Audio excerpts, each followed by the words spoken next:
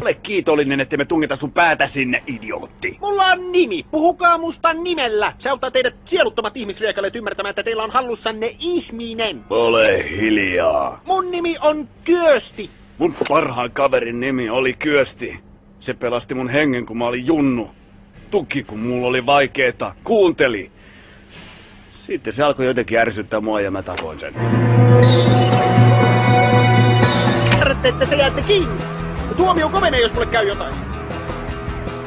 Harmi vaan, että nuo rahat on merkitty ja... Takaajat on ihan seisari. Siis ihan 70-luvun hei.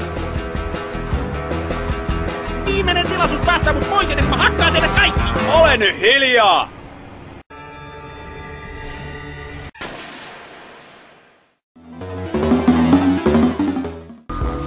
Styroksimiekalla ei saa kalloa halki. Se larppari on syytön. Ei ole syytön, ja jos on, se saadaan selville. Routalempi hiilostaa sitä parhaillaan. Routalempi?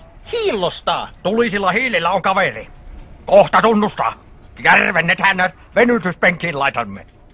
No, jänniä nämä roolipelit.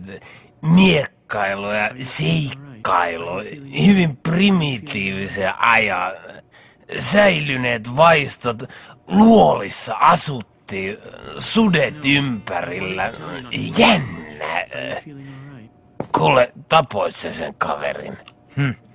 No tapoin. Montako kertaa mun pitää se sulle toistaa? Oho. Tunnustuksen puristi irti. Mursin henkisesti. Jännä se ihmismieli murtuu. Hyvin jännä koko kuvio. Erityisen jännä.